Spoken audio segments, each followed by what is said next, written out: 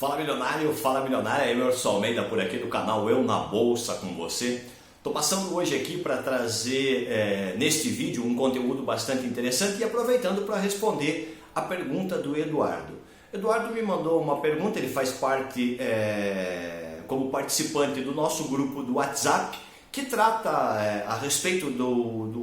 das negociações de contrato futuro de milho. E você sabe, eu como especialista nesse mercado, venho ajudando as pessoas a se desenvolverem quando o assunto se trata de operações de contrato futuro de milho aqui na B3. Ele me pergunta a seguinte situação: Emerson, em que momento que eu posso entender se o dólar tem relação com o contrato futuro de milho ou não? Então aqui eu quero responder da seguinte forma.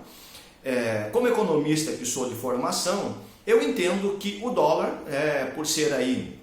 uma moeda de alta liquidez, uma moeda de alta atenção em relação ao peso que ela tem a nível mundial, quando a gente fala de mercado, né, por ser aí o mercado que é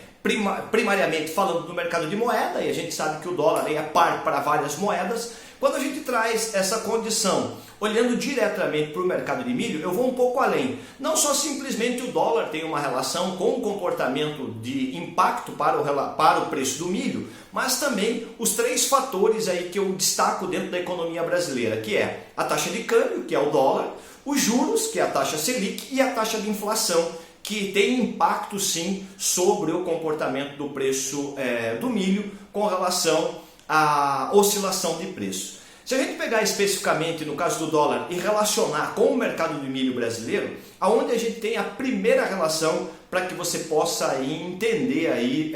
esse impacto que o dólar tem, ora diretamente afetando o preço das cotações, ora indiretamente. Na seguinte situação,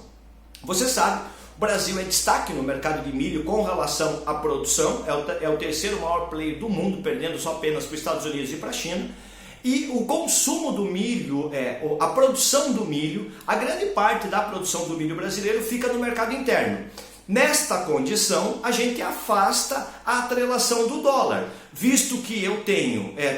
a maior parte do que produzo fica comercializado no mercado interno, que é feito em reais. Porém, nós chegamos num determinado momento em que a demanda pelo produto do milho em relação ao mercado internacional e o mercado internacional olhando para o Brasil, para poder fazer essa comercialização, existe sim esse impacto em relação ao preço do dólar com relação ao real. Então, para que fique claro de uma maneira bastante explicativa, para que você entenda da seguinte situação: se a gente tem um movimento no dólar altista contra o real, ou seja, o dólar está subindo contra o real, fica muito atrativo ou fica muito competitivo para compradores externos vir ter um poder maior de compra com relação ao preço do milho em reais no mercado brasileiro. Então, o dólar em alta estimula a comercialização do milho para o mercado internacional. Só que vale lembrar que hoje, atualmente, com relação a essa última safra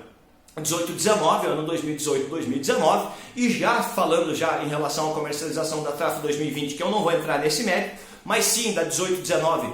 que são os números que a gente conhece, que se fala aí numa possibilidade de o Brasil exportar acima de 34 milhões de toneladas. Dos 100 milhões que o Brasil produziu, ou muito próximo desse número, seria aí em torno de 40% que se fala, os especialistas falam, que esse número seria o número que ia ser destinado para a parte de comercialização para o mercado internacional. Neste momento, a gente tem aí sim um impacto do dólar com relação a esse tipo de comercialização. Então, queria deixar claro, Eduardo, para você e para os demais que estão me dando aí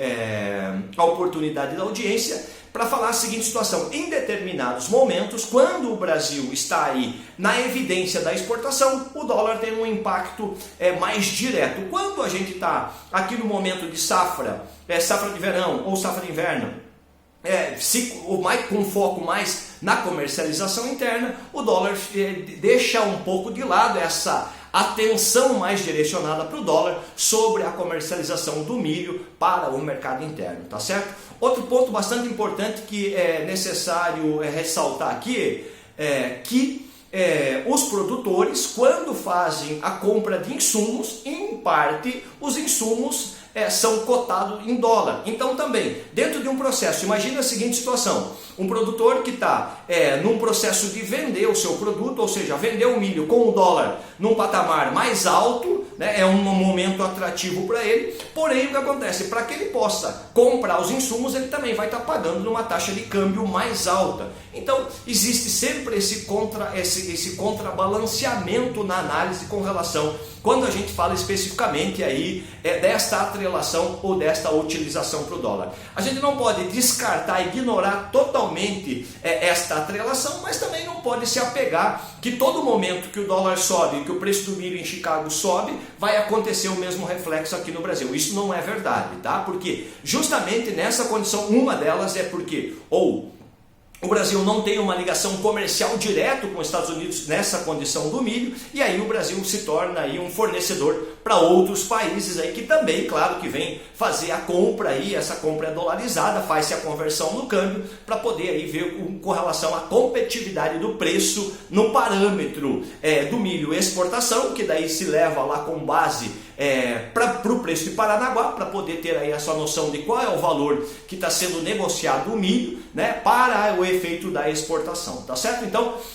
não se apegar muito a essa condição de atrelação, subiu Chicago, subiu o dólar, ou que o milho no Brasil possa subir. Em determinados momentos, como eu falei, né, existe essa atrelação, em outros determinados momentos essa atrelação diminui um pouco aí esse nível de atenção, tá certo? Espero ter colaborado, Eduardo, com você e com os demais que me dão o prazer da audiência através do canal do YouTube do Eu na Bolsa com você, porque você sabe que é desta maneira, né, através dessa interação, que nós vamos sempre elevar o nosso nível de conhecimento. Fica aqui a minha gratidão, e se você por acaso ainda não é inscrito no canal, se inscreva, ative o sino de notificações, que assim que eu fizer um conteúdo de relevância, você vai ser informado, tá certo? Se o vídeo fez sentido, coloca aí o teu comentário, clica no gostei e compartilha. Muito obrigado. Eu na Bolsa com você, juntos investindo cada vez melhor.